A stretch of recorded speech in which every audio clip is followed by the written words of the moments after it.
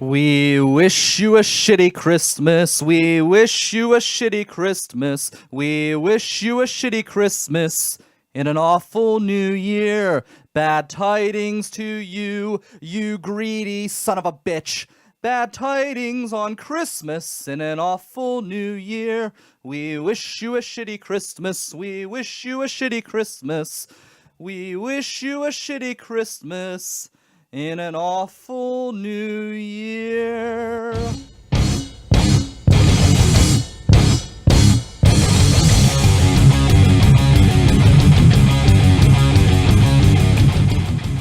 Welcome to the River's Edge Radio Network. I am Brian Crawford, broadcasting behind the microphone in the beautiful Millvale studios. You can stop down this weekend, this Saturday, to the Yuletide Tour and check out all of the great buildings that we have here in Millvale. Christmas really is, in many ways, the worst holiday. I mean, it's awful. People are miserable, they're rude, they could care less about their fellow man. All of that stuff you hear about good tidings and joy and all of that stuff, it's all rubbish. Do you know anybody who's truly happy on Christmas? If you worked in any kind of service industry, your perception of the holiday season would be vastly different than it might be today. It's terrible. People are mean. They're awful. I remember one time I was working at Kmart, and it's Christmas Eve, and I'm there working in the apparel department, in the kids department. And this guy comes up, and he's asking if we have these pair of pajama pants in a certain size. And we didn't. I said, unfortunately, sir, everything that we have is out on the floor. And that's one thing that they did at Kmart. As the Christmas season went on, they just put everything out on the floor. If you've ever walked through a Kmart store, you would think that they just do that all the time with all of the crap that's sitting in the middle of the aisles. But during the Christmas season, it's really true. They put everything out there. I said, no, we don't have anything. It's all out. So he literally starts screaming and yelling, I can't believe it. And I'm like, sir, I said, you're out on Christmas Eve. If it's that important and you didn't get it until now, maybe you're not a very good parent. And he scurried off like the bitch he was. You can listen to us live here on Facebook or at riversedgepgh.com, powered by NJL WebTech, honest, practical, and affordable. You can go to njlwebtech.com for all of your web servicing needs. Christmas is just a greedy time. And I actually wrote a song here to express what Christmas is really about. It's not about Christ. It's not about giving or warm, fuzzy feelings or Christmas fires. I mean, nobody even has a fireplace anymore. That's just something that they say in old stories. No, Christmas is about this. Silver coins, it's Christmas time in Walmart. Cha-ching-a-ling, hear them ding, soon all the madness will end. Busy aisles, crazy long lines, dressed in tacky decor. In the air there's a smell of a child pissing. People scowling, people yelling, meeting anger with hate. And in every damn department you hear silver coins, silver coins, silver coins, silver coins. It's Christmas time in Walmart. Ching-a-ling, hear them ding. Soon all this madness will end. And there was one time when literally there was a child who peed. I remember working at a store, and I hear over the loudspeaker, "01, please report to the pantry department. 01 to the pantry department." And 01, if you worked at Kmart, you would know this. If you don't, and you're ever at Kmart and you hear someone call for an 01, that's basically the bitch of Kmart. They have to do everything. And even though I was a pseudo manager, they always made me an 01, and I would always be working a million different places, and I would never be able to get to my actual department, which was the toy department, which you think would be an important department to staff during the Christmas season. But it was Kmart, and there's a reason why Sears Holdings is down and on its way out. Which is a shame, because Sears was my first job. I really, really loved working at the Sears end of the business. But regardless, I'm at Kmart, and I was the O1, despite being a manager. And I was called over to the pantry department, and a child pissed on the floor in the pantry department. So while people were picking up their Cheetos and Cheerios, they had to step around human urine while they were collecting their food. So I'm sure that was sanitary and healthy. But yeah, that's a real story. You do see stuff like that. You see child pee. Christmas, historically, it's interesting. Christmas it's kind of a phony holiday. And hear me out. And it is all about greed in the United States. Don't think for a second it's about feeling warm and fuzzy and helping your fellow mankind. Even FDR knew that. He tried to make Thanksgiving the third Thursday in November, when they were finally picking an official date. And the reason why was he wanted to extend the shopping season, because he realized that Christmas was about greed. And that's maybe one of the good things about Christmas, is it does spur the economy. But he knew that. He wanted to move it to the third Thursday, but Congress fought him on that, and that did not happen. But Christmas, let's just put it this way. Christ was not born on Christmas. Christ was born in the spring. The reason why Christmas is on December 25th and in the winter is because the early church leaders were trying to convert a bunch of pagans to the faith. So there was a magical time known as the winter solstice. And in an attempt to make it easier for pagans to convert to Christianity, they used a lot of the existing pagan holidays and Christianized them, and that's what Christmas is. And I don't have really a problem with what the church did at the time. I don't know if they really knew when Christ was born. That's something that scholars have kind of developed based on events that occurred during Christ's birth, that they determined that was a springtime in Jerusalem, or in Israel, rather. But Christ was born in the spring, so the entire holiday, in a way, it was I don't want to say it was a fraud, because I don't know if the early church leaders at the time knew, but it's not as genuine as people like to think. So when everyone's craving for a snowy and cold and miserable Christmas, I'm hoping for a Christmas more in tune with the historical account of Christ's birth, a springtime warm Christmas. So bring on the global warming. But yeah, Christmas, I don't know. I worked in retail for many years, almost a third of my life working in retail, and I know I'm young, but for me that's a substantial number of years for being 30 years here on the planet. And you just saw the most miserable people on the earth just going through the aisles and going through the stores and everything else. And it just really, it shaped my perspective of the Christmas season. So let me know what you think. Are you a Christmas fan?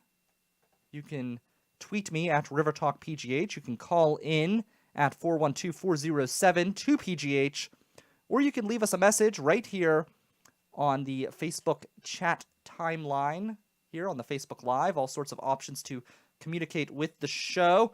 We're going to talk a little bit later about a certain member in the Pittsburgh media who was just let go, and about what a cutthroat business radio is in particular.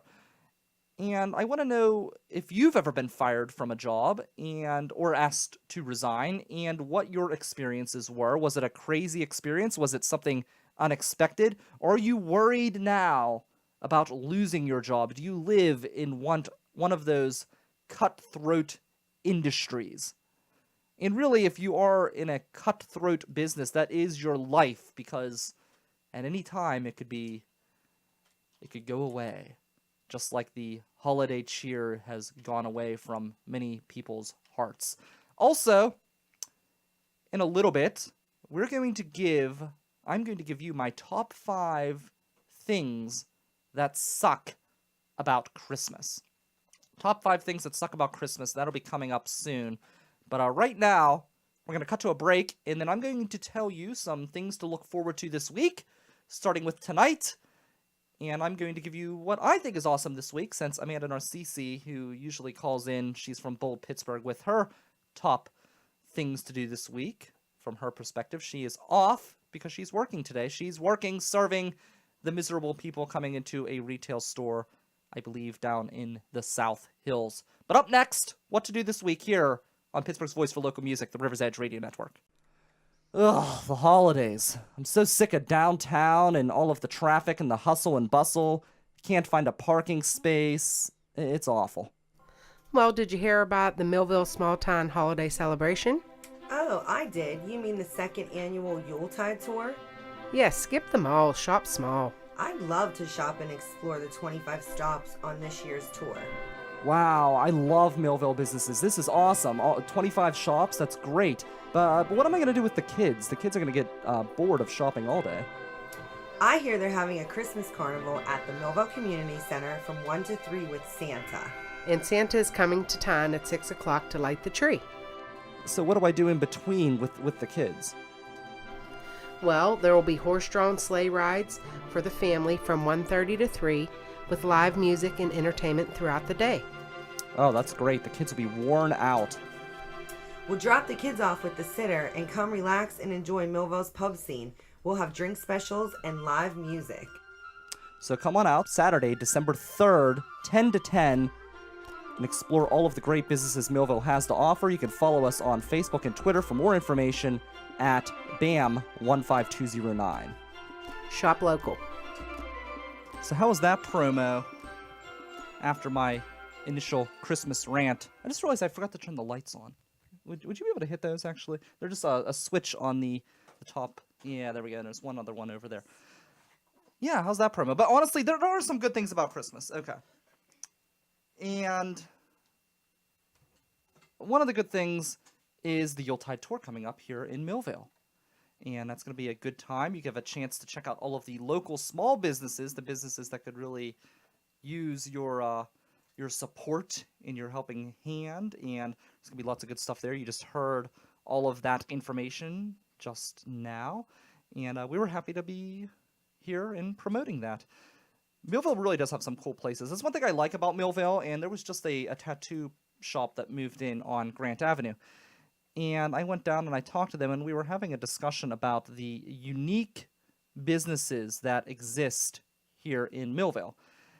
And we've got, just across the street from us, for example, we have a French bakery, we've got a hobby shop, there's Pamela's, another diner, we've got a radio station inside of an art gallery here, you've got a tea shop, there's just like all sorts of really cool businesses that you can check out. That's going to be at the Yuletide Tour. It's going to be here on Saturday. I'll be walking around, but afterwards, and yes, I'm going to use this opportunity to kind of pimp the stuff that I'm doing, since Amanda isn't here to tell us what's going on from an unbiased view. But she did mention this morning on Bold Nights Out, if you had a chance to listen to it, she did talk about the Yuletide Tour and everything that's going on with that. So you can check that out. It'll be on demand probably around noon today, so you have a chance to check that out. But after that, I will be at Excuses on the South Side. The show will start at 9 p.m. I will be doing a live talk show from Excuses. Starts at 9 p.m. for Eris Paul and the Damned Christmas charity show. And the details here, it's going to be December 3rd, again, right after the Yuletide Tour. And it's going to be a charity Christmas show on Carson Street, and all of the benefits from that show will benefit the Pittsburgh Community Food Bank. So you can check that out. Come to that. The day before, to this coming Friday, the 2nd, we have Jeremy Kaywood He will be releasing Over and Under album release party, and this show is going to be dynamite. I cannot wait to show up for this one. We're going to be broadcasting that live at riversedgepgh.com as well, and there's going to be performances by Jeremy Colbert, who, if you're familiar with Nameless in August, which you can hear on the live stream at riversedgepgh.com, local music all day, every day. Jeremy Colbert will be there. Tori Scheinman, who is a great spoken word poet, hilarious, she will be there. Andre Costello, we have Joanna Chastik, and Adam Levine will be performing as well as the band The Way of Life. Ian Insect will be hosting the show, and I will be behind the board pumping the show out to all of you. So definitely come by, but if you cannot make it, definitely tune in at riversedgepgh.com, Pittsburgh's voice for local music. Tonight, you need to make it out to the Improv, and that starts at 8 p.m. It's only, I believe, $10 to get in. It is the Pittsburgh Improv Comedy Competition, and our very own Howie D. Mack and Jay Cooper are in the running, so please go out to the Improv tonight. You could vote for them and push them along into the finals. Today is the semifinals in this competition, and you want to get out because last time when Howie did not make it, he quit comedy.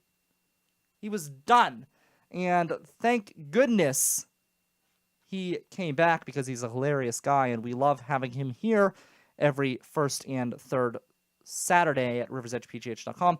But yeah, Howie's a great guy. Jay's a great guy. They're both hilarious comedians, and the thing is with this improv competition is the way people vote, it's until the very end, when I believe at the end the judges will choose who wins, or at least have a heavy say, a heavy influence in the final decision. But until then, it's about votes. And somebody who's not funny can make it into the finals because they bring all of their friends. So you want to go out and make sure that you can support some funny people that you know are hilarious because you hear them every day. I mean, you heard our last show, the last Saturday show, where we were talking about a battle between a criminal with a giant cranium, and he was facing off against Trundle Manor, and we kind of developed a crazy story. So crazy shit can happen is basically what I'm saying, and you have no clue what you're going to see, so you got to get out there, the Improv, tonight. It's going to be a good time. I'm going to try to get out. I may have to be here in studio for Funny Money. I'm hoping, though, that I can maybe sneak out and check out the show at the Improv. So there's all sorts of good stuff going on. The Yuletide Tour, I think, will be pretty cool. And they're trying to, if you remember my song at the beginning of the program where I talked about silver coins and Walmart and the hustle and bustle and all of that crap that sucks about the holiday season, if you remember that, then you'll want to come to the Yuletide Tour. If that bothers you, you want to come to the Yuletide Tour because it's going to be all local businesses. It's going to have that small town feel, which is one of the nice things about Millville. It's one of the things that I like about living here, is it is so close to the city, so you can go down and see everything that's going on down at Market Square. And that is a cool environment. I love the ice skating that they have down at PPG Place and the Winter Garden. And if you've never had a chance to go to the Winter Garden during Christmas, that's something to definitely see. Free entertainment basically every day throughout the Christmas holiday season.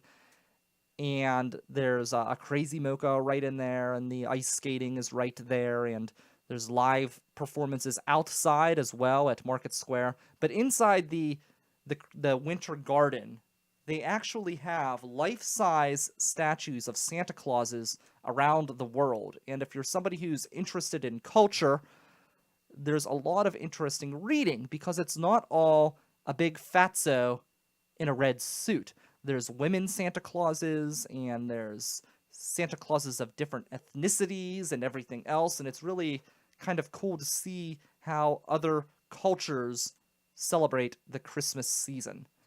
So that's it. That's what's going on this week, as far as I know. There's other things going on as well. I know Patty the Wanderer, I believe, has a show coming up, but those are the shows that I will be at, so hopefully I can expect to see you there as well. Lots of good stuff. Stuff that you cannot miss.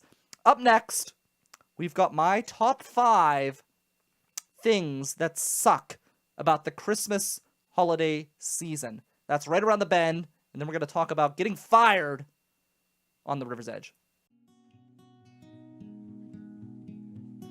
Thanks so much for hanging out at the River's Edge Radio. Right here, you got Jeremy Kaywood hanging with Brian Crawford for this little promo. December 2nd at the Funhouse of Mr. Smalls is my CD release show. You should come and check that out, December 2nd at the Funhouse of Mr. Smalls. We have Andre Costello, Jeremy Colbert, Tori Shinneman for some spoken words, some classical violin playings and stylings from Johanna Chastik. Special appearances by Adam Levine and The Way of Life. It's going to be so awesome. You should come on down to the Funhouse at Mr. Smalls on December 2nd for my CD release show. Thanks, guys.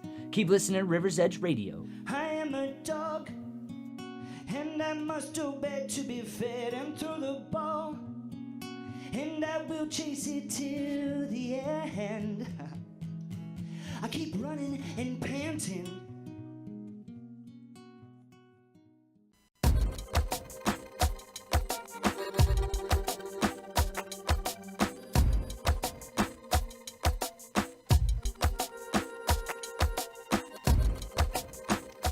It is time for the top 5 on the River's Edge Radio Network, found at riversedgepgh.com. I am Brian Crawford. The top 5 things that suck about the Christmas season, the holiday season, Kwanzaa, Hanukkah, whatever you want to call it. These are the top 5 things that suck about Christmas. Number 5, Christmas cards. Who likes Christmas cards? I get Christmas cards. I guess it's a nice thing to do, but it's so automatic. I remember growing up and seeing my parents write these Christmas cards, and I'll be honest, I don't feel like there was really any thought or emotion into it. It was just like throw a name on there, slap a name, throw on a stamp, ship it off in the mail. No thought, no energy, they just did it because they were supposed to do it, basically. That's the gist that I got. I will never send you a Christmas card. I guarantee you that. I will never send you a Christmas card. Never. You will never see a card come in the mail from my mansion on Grant Avenue. Just won't happen. I think it's a waste of time. It's a waste of paper. It would be a waste of my money. I'm a busy, important person, and if you think that you're important enough to take time, for me to take time out of my day to write you a card that you're just going to dump in the trash, then you are mistaken. Number 4, on the opposite end of things, the Christmas letter. You know, the letter that people, you open up the Christmas card and you get that letter, and it's this long dissertation of everything that a particular family member, everything that's going on in their kid's life, basically. Oh, Johnny was on the honor roll, and Sarah got accepted into Harvard. And she was at the top of her class at high school before they brought her in, and Jimmy is now running his own company, even though he's only 12 years old. You know, those letters that just make you want to stick your finger in your throat and gag. No one cares, your kids aren't that perfect, and no one believes this rubbish. And it's always from somebody who's kind of well off, too. Those are usually the people who write these letters, people who have the money to get their kid into Harvard or anywhere else. And it's usually rubbish, it's boring, it's obnoxious, it's really unreadable, and no one really cares. I would rather read the story from somebody who, I don't know, has got like 4 kids to like multiple people, and they're in fights, and I don't know, their house got robbed. Like make it a drama. That's more interesting than Harvard and the honor roll and everything else. And you know the people I'm talking about. The people who have like the sticker on their window, my kid is on the honor roll. And you just kind of want to like throw a brick through that window because they're just pretentious and just obnoxious and really just assholes, let's be honest. Number 3, all the fake scents and the crappy candles. During Christmas time, I used to work for Sears. That was my first job.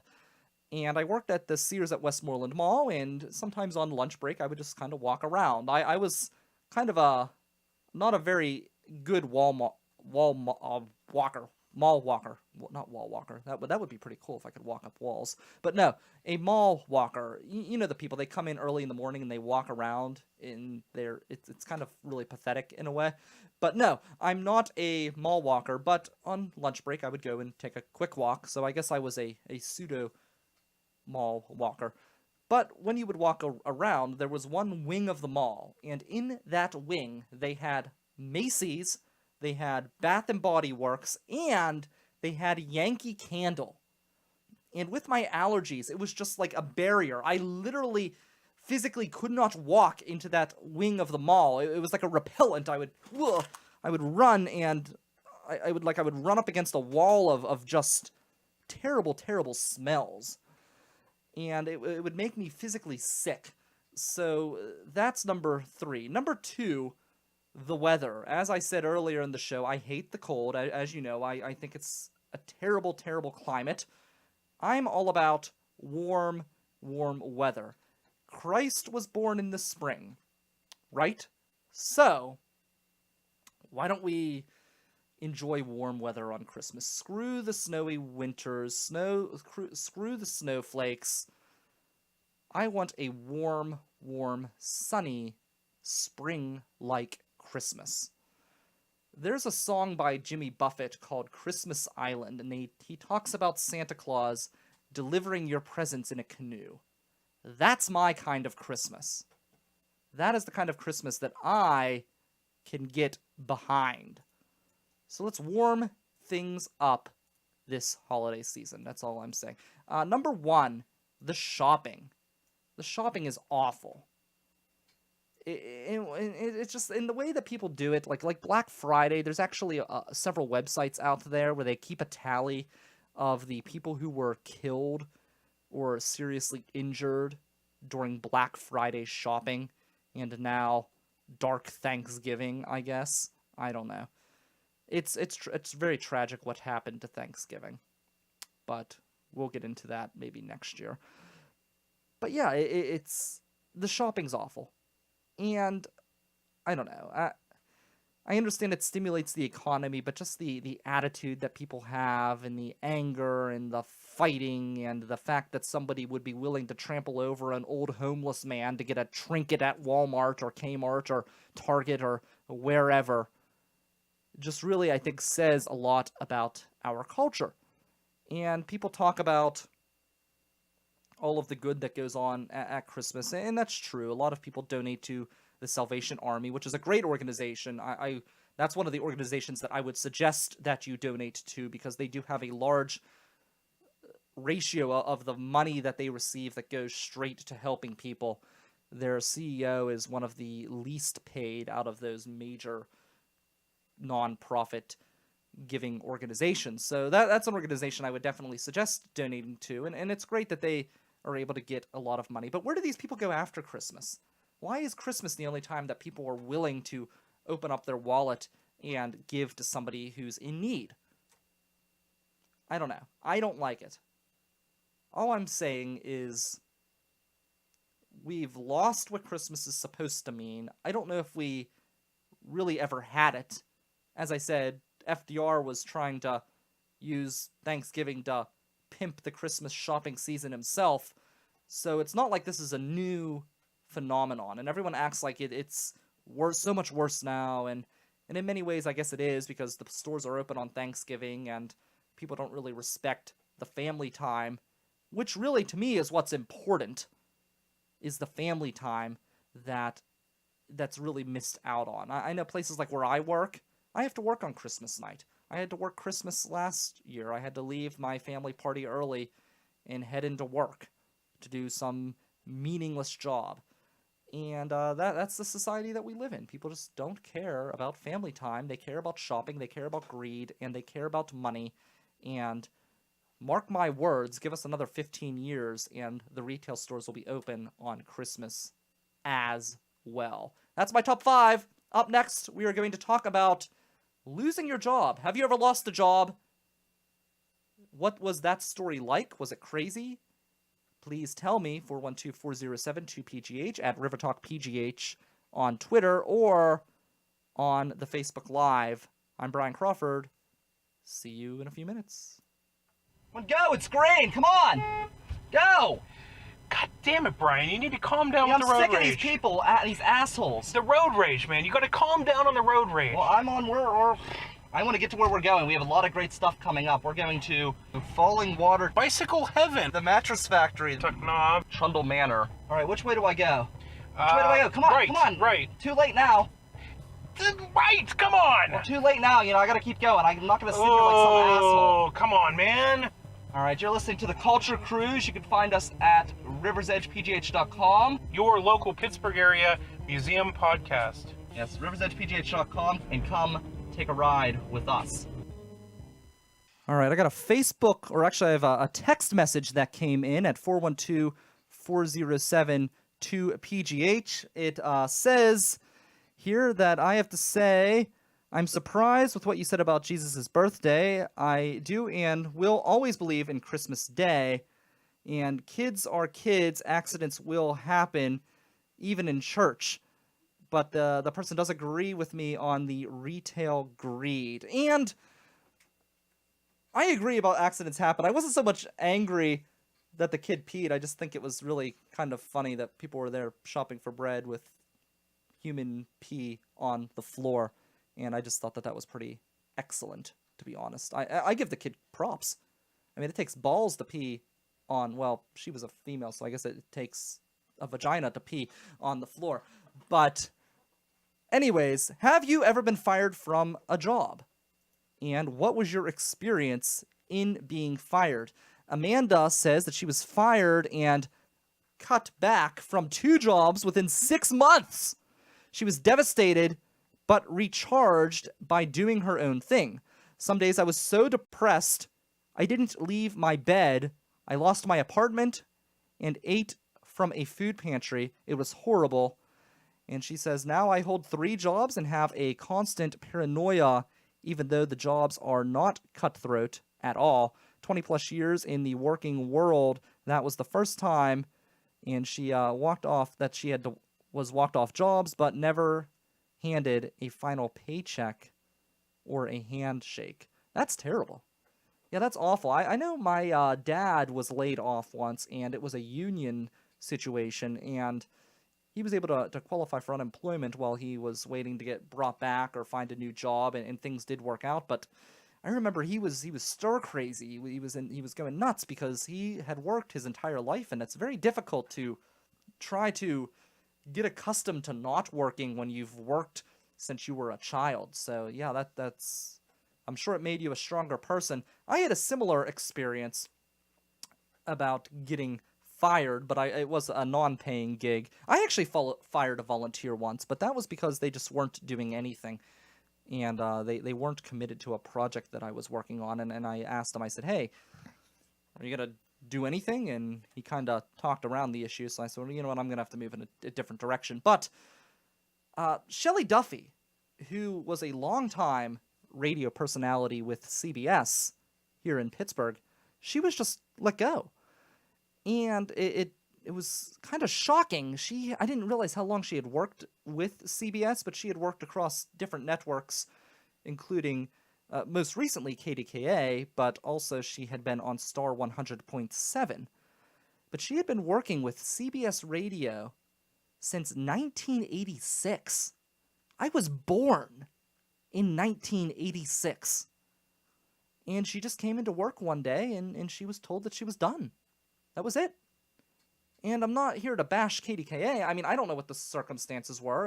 I'm in no place to judge or really give a comment as to whether the firing was just, but it's just shocking. And it shouldn't be shocking because this kind of thing happens all the time in the media world, especially in radio. Radio is very much a cutthroat business, and you can get fired at any time, as evidenced by Shelley Duffy being terminated just recently. And I guess it was a little bit ago, about a week or two ago, but I just assumed she was on vacation. And it was really just shocking to find out. I always liked her as a personality, so I'm really disappointed to see her go. I thought she kind of had almost had like a soccer mom vibe to her. I hope she's not listening and is not insulted by that. I don't mean it as an insult. It actually, I thought, was kind of refreshing to talk radio. Most people are very miserable and angry and everything else, or very dry and boring, and she was neither of those. So I thought she was a refreshing personality to have on the air, but really just surprising and disappointing. And I remember when the X morning show ended, and I was a huge fan of the X morning show, and I'm still a huge fan of Tim Benz and Bob McLaughlin, even though they're in different roles and working on different shows, and in Tim's case, working for a different network at DK Pittsburgh Sports Radio. But I remember Tim saying on the last airing of the X morning show how nice it was to be able to thank his fans and send the show off on a positive note. Because he said that in radio, you very rarely get a chance to say goodbye. You're there one day, and you're gone the next. And I was able to experience both ends of that kind of scenario. When I was doing my summer stint at WPTS, it was just a summertime thing, and I was able to say on my last show, it was nice, wonderful to work with everybody, and hopefully you can tune into my show at WCAL. I was doing 2 shows at that time, just twice a week, once out of WCAL and once out of WPTS, and that was nice. On the flip side, WCAL, there was one time where I was sick, and we were all volunteers. It's college radio. It's Cal U's radio down in the Mon Valley. And I'm down there, and, well, actually, I was up here because I lived in Pittsburgh, and I'm an adult at this point. I'm going back to school as an adult, and we're all volunteering. And I had been sick leading up to the show, and it's not like now where, you know, if I'm tired and I have a million things going on, I can kind of come up with a show at the last minute. I can throw something together. I can make it work because I've got years of experience behind me now. Back then, I was new. It took a lot of time and a lot of energy to come up with a plan, organize a show, and put it out there. And I was sick. I didn't have time to do it. So I had canceled my show for that week. And I had called or messaged one of the members of the executive board. I got approval. That's all you needed. So I should have been okay.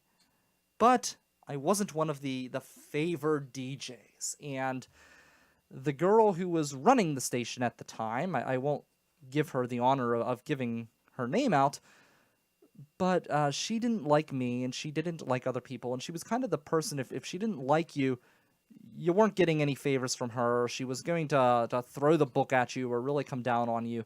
And even though many people had canceled their show all the time for many different issues, like going to a party or a concert or whatever, no problems. I was sick and didn't have time to plan the show, and, you know, I was feeling better that night, so I guess I could have went in and just played music, but that wasn't what I did, and that wasn't who I am. I'm a talk show host. I'm not a DJ. So that wasn't what I was going to do. So I called off, and they wanted to suspend me for, I can't remember how much time it was, a week or 2 weeks, but I was pissed. I'm like, well, I'm just not coming back for the rest of the semester. And they said, well, then you can't come back at all. So that's when I started my own radio network, and here we are today, not too long in the future. But I never got a chance to say goodbye there. It was just kind of an abrupt halt, so I can understand, or maybe at least sympathize with what Shelley Duffy went through. I'm hoping that she reacts, maybe not with as much anger. It seems like there's not as much anger between the two sides, but I hope she reacts maybe in the same way that I did, where she's able to pick herself up and get back into things and find herself at a better position than she was with KDKA. All the best to her.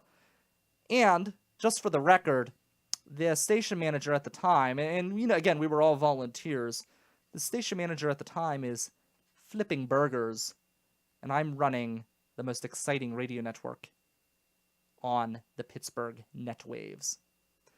Brandon Charles says that Shelley Duffy is a legend, and not to mention she was also a great voiceover artist for sales, but hey, whatever they can do to cheap the load, I guess. Yeah, I wonder, Brandon, if that is the issue. Is it a matter that a fact that she just made too much money, she had been there too long?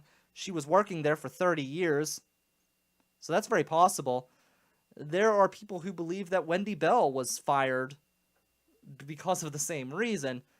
Not that what she put down on her Facebook post was acceptable, but there are people who believe that the network was hoping to kind of get rid of her anyways. But in television, if you're a popular anchor, it's hard to get rid of somebody without people really revolting and getting pissed off.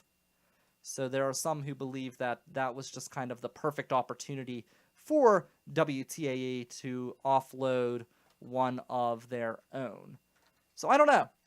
It's possible. I wouldn't put it past them. But yeah, again, I don't know.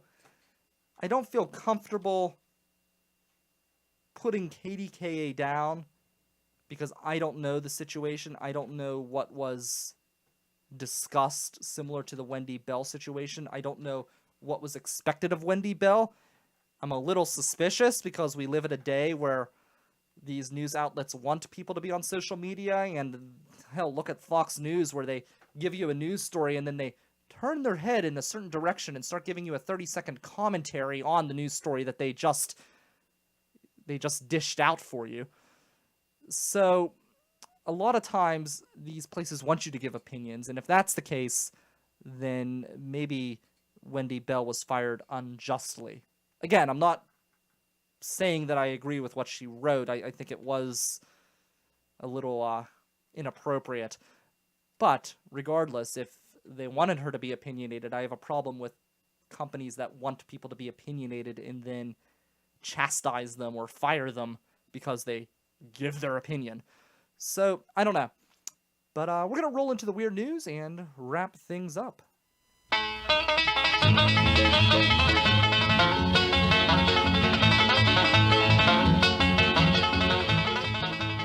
This comes from the Huffington Post. There's a blind goat. And as you know, here on River Talk, goats have a special place in our heart. We told you a few months ago about the goat story where a goat surprised everybody at the Rant Festival. If you want to hear that story, you're just going to have to go back and listen in all of the old episodes. We had a weird situation, by the way. Talking about people listening in to old episodes. My interview with Kevin Safner just had 1,400 listens last week, and that interview was from like 2 or 3 months ago. So I don't even know, with all the content that we pump out, I don't know how somebody found that interview, let alone 1,400. But it's kind of a nice surprise. But there's a goat. It says, Polly, a 6-month-old goat in Annandale, New Jersey, is blind and experiences anxiety. But put her in a duck costume, and she's feeling just ducky. This comes from the Huffington Post. It says, Polly came to the Goat of Anarchy Animal Sanctuary 4 months ago with some very serious problems, according to the manager, Leanne L. I'm not even gonna try to pronounce that name. She's quoted as saying, when she was born, she was tiny and blind and couldn't nurse. Her owners worked away from home and didn't have time to bottle feed her. So I guess she went to this place and says, since she is unable to feed herself, she lives inside of my house with a diaper and a baby onesie. We noticed that she felt comfortable when she was swaddled. So there is a picture here. I'll show you if you're watching. There's this goat. Basically what they do is they put this goat into a duck costume, and apparently the duck costume allows the goat to feel better about itself. It's kind of cute. Let's see. Let's pull it up here. There you go. The duck. If you're watching it, it's if you're listening in, I'll describe it. You can see the duck. The bill goes right over the snout of the goat, and it's kind of like a fuzzy, almost looks like a bathroom duck. Kind of like, I don't know, like the bathroom duck you see floating around. That's kind of what it looks like, but it's fuzzy. It almost looks like a I don't know, like a fuzzy towel or something. It's kind of cool though. I don't know. I would wear that for Halloween. Looks very comfortable. But yeah, duck costume for goats. That's what you got. Well, it is that time. It is just 2 minutes until the next hour at 11 a.m. Don't forget, I don't know what time our show is going to be on Friday. Usually it's always 10 to 11, but we are going to be meeting with Jeremy Kaywood for the show on the day of his CD release party, which is going to be this Friday. You got to come check that out. But we're going to be recording or broadcasting this Friday's show from the Funhouse at Mr. Small's. So you want to come out, or don't come out to the Funhouse, just watch it, but then come out to the show that evening. It's going to be a great time. What is today? Today's Tuesday, or no, Wednesday. Today's Wednesday. Yeah, I don't even broadcast on Tuesday. Thursday, tomorrow morning, Funny Money, 7 a.m., Awesome Cast at 8, and then I'll be back this Friday, broadcasting live from the Funhouse. I'm Brian Crawford. Local music is up next. You're listening to Pittsburgh's voice for local music, the River's Edge Radio Network. I'll catch you on Friday.